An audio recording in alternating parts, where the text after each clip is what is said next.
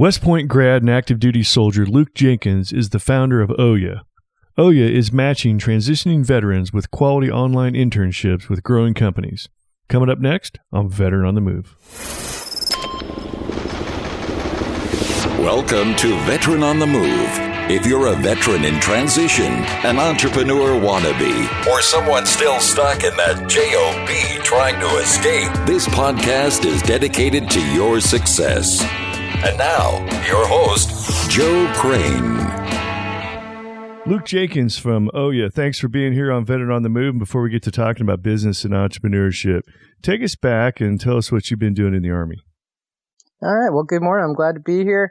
Yeah, so I am a graduate of the United States Military Academy back in 2016. So commissioned in that May. And then this last year, I've been basically doing all the train up for an infantry officer. So I did my basic officer leadership course, had the privilege of going to Ranger School in January, which was awesome.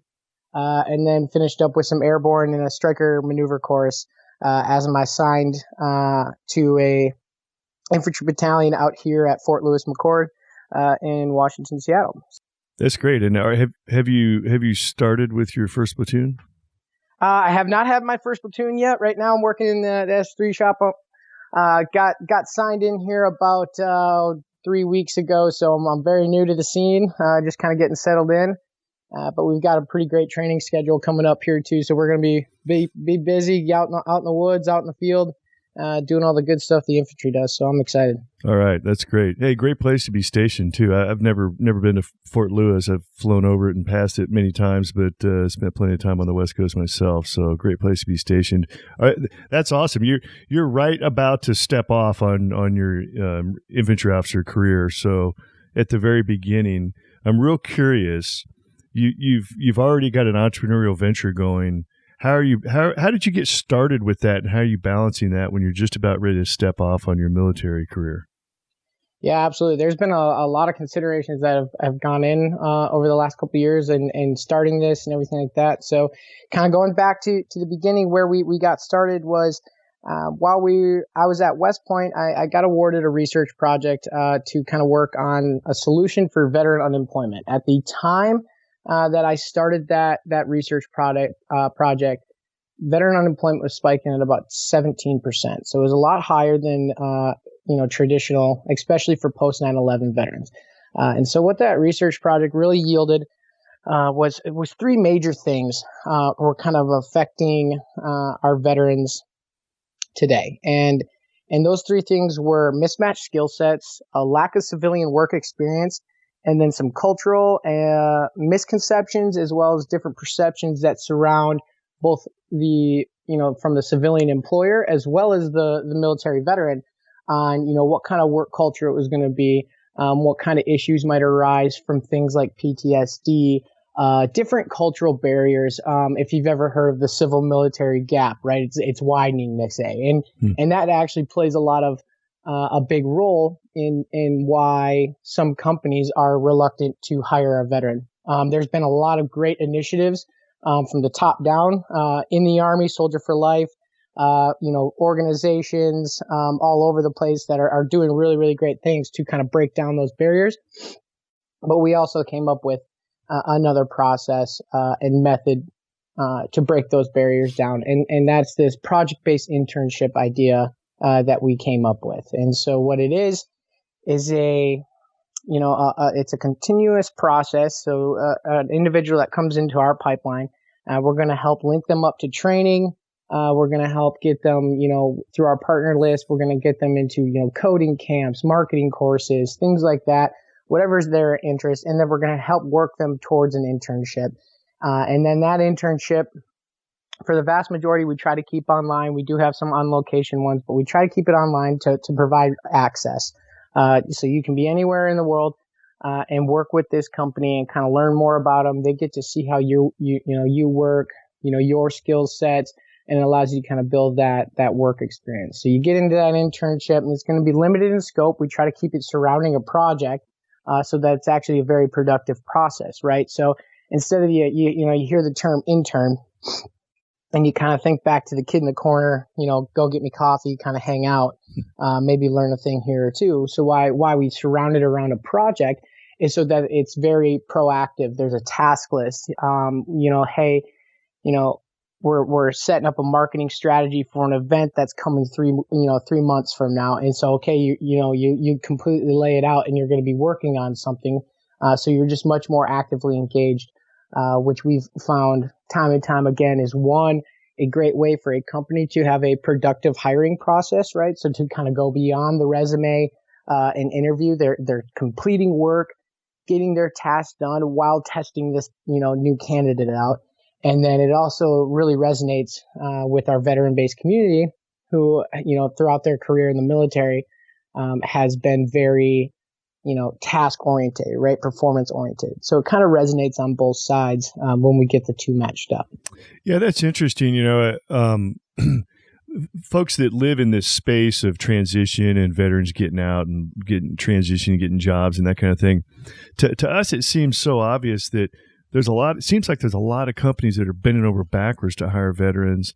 And there's so many programs out there to help veterans transition and get jobs that it's hard to believe there's still a huge gap. I guess when you're aware of all the good things that are going on, we focus on those, and we're so aware of how far we have come to help the military transition, but yet we really don't hear too much about how far we still have to go, because there's still a lot of companies that struggle with it, and there's still a lot of veterans struggling to make that transition. Yeah, you're absolutely right. The amount of good that has been done, I'd say just in the last 5 years around this topic has been incredible. The hiring initiatives from companies like GE, Boeing, Starbucks have been, really incredible. But you're exactly right. There's still this huge gap between a lot of companies and veterans. And the sad thing about it too is that, like, say, a smaller company might hire a veteran and have a bad experience or something like that, and then that kind of ruins their program going forward, right?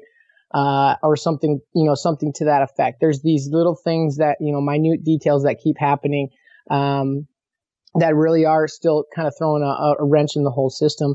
The other thing is underemployment, right? Like, there's a lot of great initiatives to get, veterans into different careers. CDL is a big one, commercial driver's license, doing truck driving, which is a great career, but less, tends to be less fulfilling for, a soldier that's coming from a platoon, has a lot of camaraderie, is around people all day, things like that, right? And so these transition gaps into the jobs available for these soldiers is another issue, because you run into that underemployment, and then now we get a whole nother situation where a year from post transition, they're about to go through another career change because they're unhappy. They're not in the situation they need. Finances are changing, things like that, and then now that opens up an entire whole new thing, because now they're a year removed from the transition services that we have, within the military itself, right? And so now they're a little bit more on their own, and potentially going through all the same things again. So there is still a lot of room to grow and get better. So we definitely have to be. All right, Luke, tell us, can you explain what kind of business structure you're currently operating on?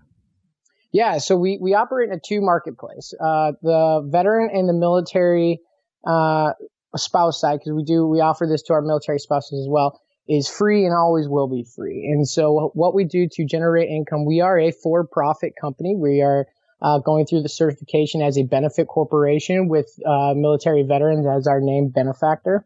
And the reason why we're doing this is one, we want to be a for-profit company because the growth scale potential is significantly higher than a 501c3.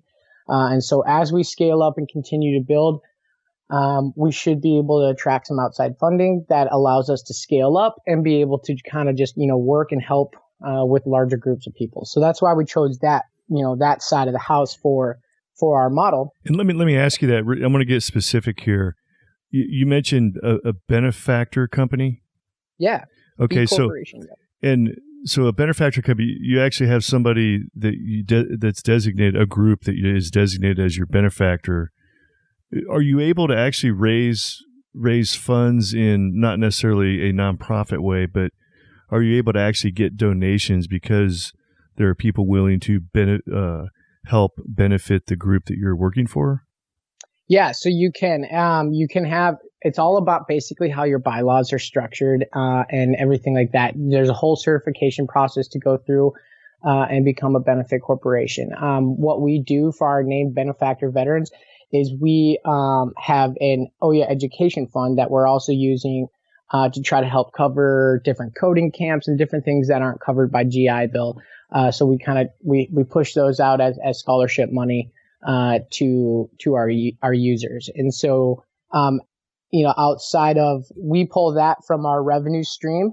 And then if, for donation wise, a company that, or, an individual that donates to this cause, that's where that donation would go. It would go directly into our education fund, because that's our method of giving back, to our named benefactor is setting up this fund that allows them to, even if if you've already used your GI Bill and you're trying to go back and do some kind of immersion program or something to that effect, we can try to help and give a little bit of scholarship money to get you through those programs. Is there some kind of a tax benefit to those that actually do donate? There is a tax benefit for companies that donate to benefit corporations. I need to circle back with you on that and get you a more firm answer. Yeah, I hate to put you on the spot, but I'm like really digging in nitnoid detail here with you. And the reason why is because years ago when I retired, I started a nonprofit, and operating within the realms of the nonprofit confinement just became so restrictive and prohibitive to me that I really haven't gone forward with it.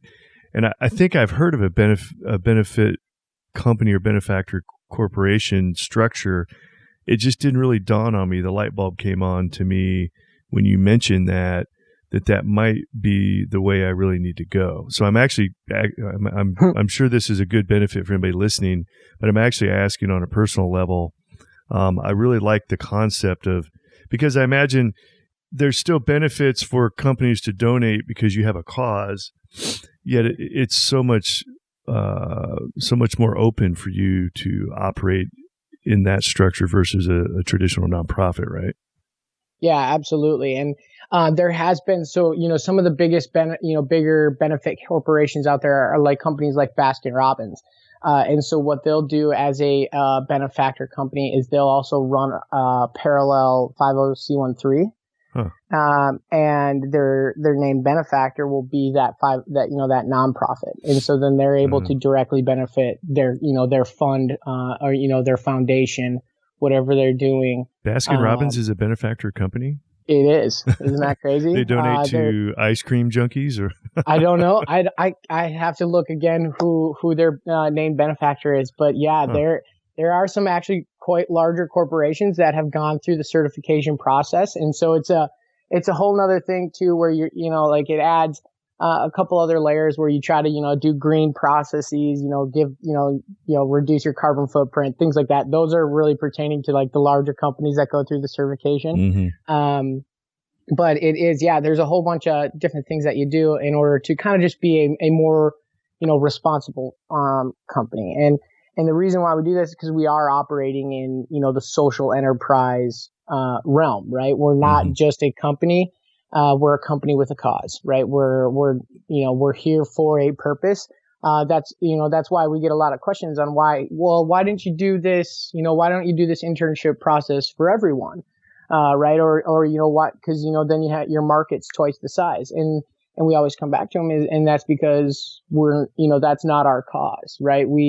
The group of human beings that we surrounded behind this project all have a tie to the military, and all have a personal story, or something that's driving them to work on the project. And so, we remain within our cause and that's why we are that social enterprise, working to become that benefit corporation. All right, Luke, hold that thought for a moment. We're going to take a quick break and we'll be right back. Have you joined the Veteran on the Move Facebook group? I personally invite every guest that I have on the podcast to join the group. So the Veteran on the Move Facebook group is a great way to connect with previous podcast guests. Our Facebook group will keep you in touch with other veterans that are transitioning to entrepreneurship, and you will also get great updates and free guides on the people, programs, and resources that will help you in your transition to entrepreneurship. All right, we're back talking with Luke Jenkins from OweYaa. So, Luke, where did the name OweYaa come from? Yeah, so OweYaa is, derived from the saying, I owe you one. I'm a good old Wisconsin boy, so we always say, things like that and everything. So we're kind of sitting there brainstorming ideas.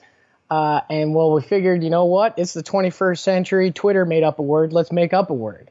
And so we started thinking about kind of what we're doing, right? And we really we owe it, we owe it to one another, right? It was kind of where we landed. And so by the end of it, all of a sudden we just put OWE together, tacked on YA, and we're like, oh yeah. But then we got up on the website, and someone had bought the domain OWEYA. So we were like, well, let's just add another A to it. And so all of a sudden we came up with it and had OweYaa. With 2 A's in it, and we've been rolling with it ever since. That's funny. I've run across a bunch of companies recently that it's spelled like you think it should be, but they just add another letter in there. Like Free Up is like a virtual assistant company, and instead of the word free, it's got 3 E's instead of 2. I guess that's what we would do nowadays just to make it work. Yeah, so, why not? Okay, well, great. So talk to us about, you're still on active duty. You're at the beginning of your active duty career, really. Talk to us about legalities and how you balance running a business while you're still on active duty. Yeah. So first, I'll kind of just talk about it on the business side. So what we've done with our company is, when I started this, I made sure I got civilian partners on board right away, and so we have 2 wonderful ladies that work out of New York City. Our CEO, Barika Edwards, handles the day-to-day everything. And then our director of engagement, Marie Roker-Jones, handles a lot of our outreach and coordination with the companies that we work with. I then have one other individual, Terry Lee, who just actually graduated this last May, who also helps, with our military outreach and kind of working with our military candidates. So from the business side of thing, balancing it is all about redundancy as well, because there are just going to be days where I'm in the field, we're doing our Army thing, and this is just not going to happen. This business side is just not going to happen. So we have the redundancy built in, and we have those clear lines of communication between our team, so that we know when we have to, work around the different challenges that come with it as well. So that's from the business side of things. And then from the military side of things is you really got to make sure you separate the worlds, okay? You do not want to ever cross the line to where you're going to compromise yourself ethically. And those can be anything from like using a government system for your private enterprise, taking away, time from being with your guys, your soldiers, because of your company. Things like that. So the main processes that you want to go through is that when you get to your duty station, the first thing I did was make my commander aware of what I'm doing. From there, I headed over to our brigade JAG, talked with our JAG, and I also stopped in with our PAO, our public affairs office, and made them aware, because you want to make sure that they all know and are tracking what you're doing in your free time. And you also want to make sure all of those individuals know that priority number 1 is your military job first, right? It can never hinder what you're doing in the military. And your commander actually reserves the right to tell you to stop doing, your side business at any time he thinks it's interfering with your day-to-day job. And so it's really about just making sure you don't blur the lines. You keep them completely separate. You make your command structure aware of what's going on. You get the ethics briefs, the boundaries, and then make sure you're just never speaking on behalf of, the military, right? You are not a spokesman for, your service branch. And so you make sure that everyone knows at the end of the day that when you are speaking on behalf of your company, those are your personal thoughts only. They reflect you and your company. They have no reflection on the other organization that you're attached to, because at the end of the day, no matter what, you still are attached to that organization. And so you need to make sure that everyone knows when you're speaking on behalf of your company, you are not reflecting any values or thoughts of the military. So the beg for forgiveness versus ask permission philosophy doesn't really work in this case. Exactly. That, you can always beg for forgiveness, and sometimes you got to. But yes, you want to be very upfront with everything. See, 9 times out of 10, no one is going to have a problem with what work you're doing as long as it's legal, and they're not going to have a problem with it. You just need to make sure that you've got all your P's and Q's in order, and everyone should be just fine with it. There's always this. When I was on active duty, I was always concerned about that because you never know when the new commander comes in and he says, "No, you're not doing it. Sorry." And if you're 3 or 4 years into a major project and it's going great, and all of a sudden he says, "No," like, really, I've just got to stop, or I gotta drop it. So it's kind of you're kind of walking a tightrope with that. Obviously, once they get to know you and realize your job performance is where it needs to be, and it never interferes, then they don't have reason. But some folks in the military, have and rightfully so in most cases, it's they just don't feel like you should be thinking about anything else but what you're doing, because people's lives depend on you and you can't be distracted in any way. So you never know when you're going to come across someone like that. So it's kind of a touch and go situation. Yeah, it really is, and that's another reason why we've done our best to build in that redundancy, because that is something, at any given point, I could, my commander could step into the room and say, "Hey, you're no longer working on that," and my team knows that, and everyone working on this project knows that, and so although we hope it never happens, but we make sure we put mechanisms in place just in case I have to step away for a bit. Okay, so with OweYaa, at this point, how many companies or businesses out there do you have an actual relationship with that might be offering internships to veterans or spouses? Yeah, so right now, to date, we've completed around 25 internships. We currently have 5 going on right now, 2 on location, ones in New York City, and then a couple online ones. As well as a mobile application development project that we're doing directly for a client and using interns as basically a development team. It's really exciting because that's perfect practice for what they're going to be going into. So we've got about 5 going on right now, and then I'd say anywhere between 10 to 15 opportunities coming up within the next 3 to 4 weeks as we approach the end of the fiscal year. We do get a little bit of a cyclical type flow to our companies working in there. It kind of ebbs and flows with the hiring season, but fall tends to be a very high hiring peak of hiring season, and so we're expecting quite a few more opportunities to come up as we use our process as a hiring mechanism for those companies. Okay, so for the military member or military spouse out there listening, they want to jump in on this or get involved in it. First of all, how do they sign up and try to get involved in this? And then what is their experience going to be like if they get into this program? Yeah, so to get signed up and get working with us, you just simply go to OweYaa.com, so OweYaa.com.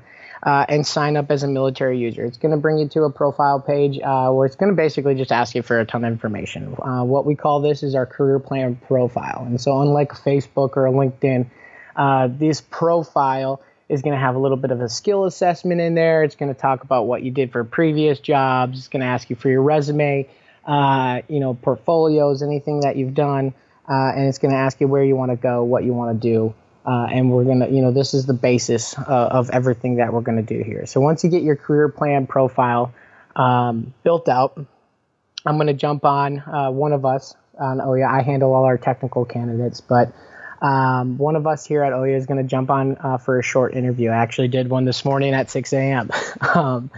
And what we're going to do is we're going to jump on the phone with you. We're going to talk a little bit more about your career progression, where you're really wanting to take this, what you're doing, now.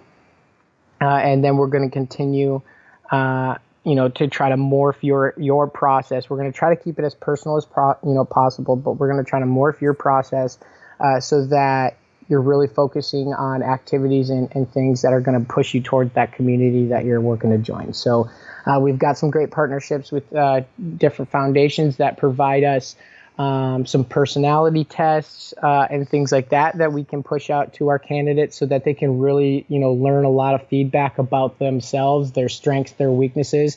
That way we're always playing to their strengths, right? And then we're going to give you different action items, which is going to be like conducting informational interviews with companies. We're going to have you do some different career search due diligence. We're going to have you work with your mentor. And if you don't have a mentor, we're going to use, our partners to get you linked up to a mentor. Those activities with your mentor is going to be anything from, going through your resume to, talking over some informational interviews that you did, what went well, what you liked about the company, what different things you can do to, move towards being qualified for that position that you would like there. And so there's a lot of just due diligence activities that you do. Meanwhile, in the background, we're searching for and working to lock in, that specific internship, for you.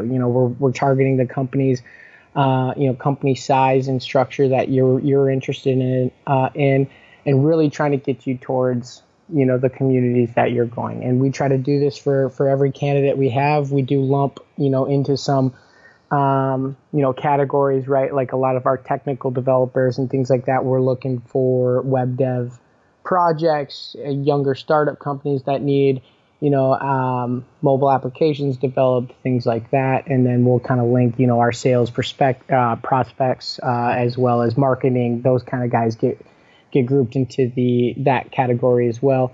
And then we focus on those kind of companies for them. So that's really kind of the process. It's a lot of due diligence, a lot of, activity while you're kind of waiting for that internship. And then once we get you matched up to that internship, it's all about just working with that company, right? We're going to handle all the logistics for it. You're going to get paid a stipend that's competitive for that area. That's going to be directly paid to you through our company. You're not going to have to do any paperwork or process with the company. We're going to handle all those logistics. All you got to do, as a military individual, is focus on doing your best and working with that company to really kind of show them who you are and what you can do. And so the actual company, the company that has the internship or is bringing veterans and spouses into the internship, they're paying some other way. They're not paying the salary directly of their intern, right?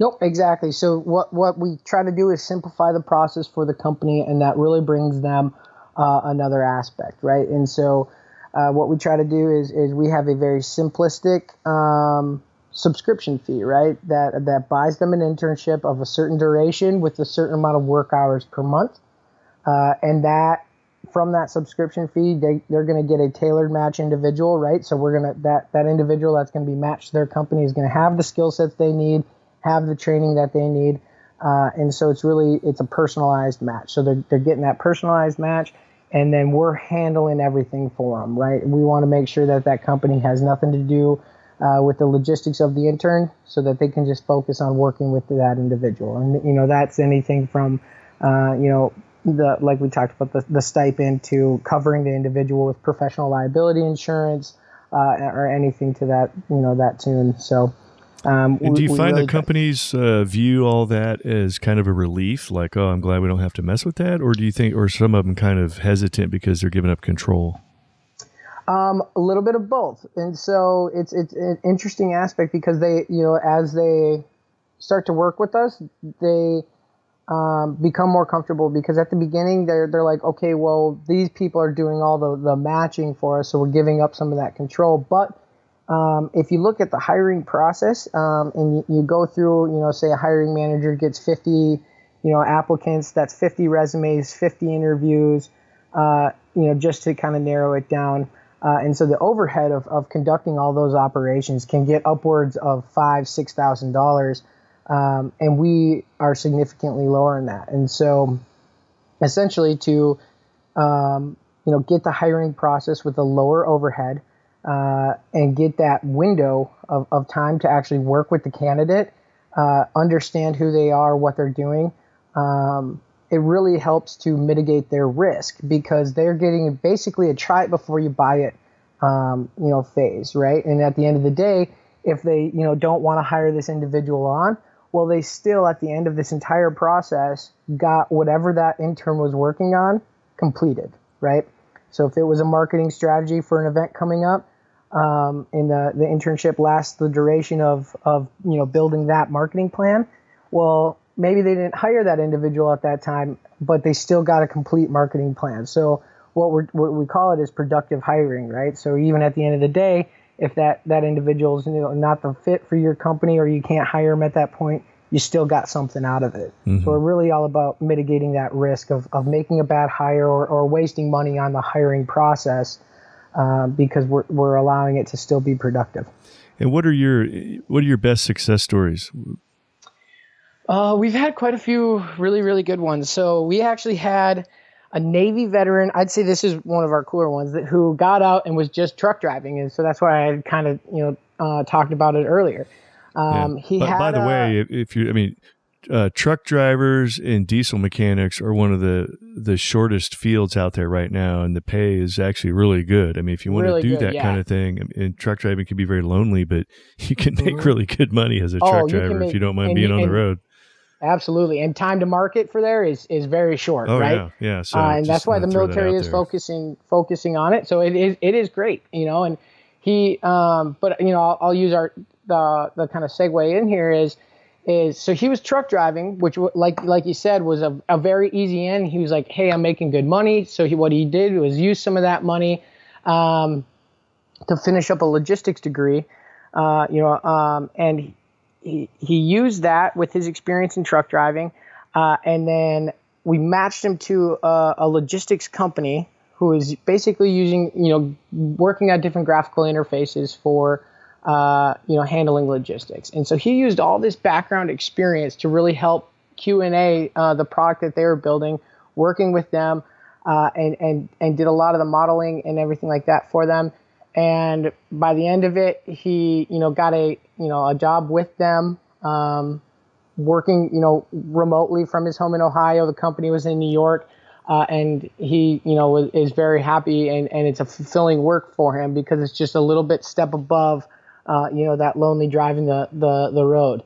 And so that was a really, really great one. We've had a lot of different just really good experiences. I'd say about 40% of them have led to part-time or full-time hire after them within, and then upwards of 60% at, leading to contractual work. So where, we've had some individuals doing some creative design for companies that then, led to them, building more, more logos, more, what am I trying to think of the different graphics for companies down the road as a on a contract basis for those companies. And so we've had a lot of really, really good experiences thus far. Poor ones. So it does happen, right? It's a personal game, right? You're dealing with people. And so there is a little bit of growing pains to work with making, matches to companies. Sometimes, the two visions don't quite align up, but there's always something that we can pull out of those internships, some kind of benefit. And I'm very happy to say that we have been able to do that thus far. We've had ones that didn't end up, becoming a hire after it, but it led to a good letter of recommendation and another resume bullet, and so we've been able to pull, something good out of all of them. That's great. All right, Luke, we're about out of time. I do want to give you a chance for a shout out for OweYaa. What's the website and where somebody would go to get started? Yeah, so feel free to contact me directly. My email is luke@oweyaa.com, and then to get signed up either as a company or a military user, simply just go to OweYaa veteranonthemove.com and hit the sign up button. You'll be able to see where you can either, toggle as a company or a military user.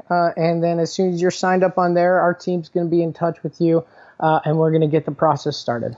And one last thing, congratulations on running a successful entrepreneurial venture. How's it feel, as young as you are, to be running a successful entrepreneurial venture? It's awesome and stressful all at the same time, especially in this line of work where you are working with people's future career and livelihood, right? Yeah. And so it adds a little bit of extra stress, but it's awesome when you're working with people and you see the drive that they have. To go, they're an 11 Bravo infantry guy, and he's like, I'm going to become a computer programmer. And you watch that guy go through that transformation, and take it all the way to a career. It's really inspiring. It's really awesome. And we just have so many great people in our military veteran community, that, it makes it worth it every day. That's awesome. Well, hey, Luke, thanks for sharing your entrepreneurial success story, and good luck in your Army career. You got a lot of years, good years ahead of you. We look forward to seeing your success in the Army and with OweYaa and beyond. So stay in touch, and maybe we can check back in a few years and see how you're doing. All right, will do. Thanks so much for having me on. All right, Luke, we're out of here. As you can tell from listening to the Veteran on the Move podcast, interviews are a great way to tell your story and spread the word about your business. If you would like to get booked as a podcast guest, I recommend Interview Valet. You can check out Interview Valet at veteranonthemove.com/valet. Be sure to check out Thrive15.com, the world's premier online education platform that helps entrepreneurs, aspiring entrepreneurs, and intrapreneurs learn how to start or grow a successful business. Start your free 30-day membership by going to Thrive15.com and use the promo code VETERAN. Thank you for listening to Veteran on the Move, your pathfinder to freedom. If you like the show, leave us a review on iTunes. Reviews are always greatly appreciated. So until next time, this veteran is Oscar Mike.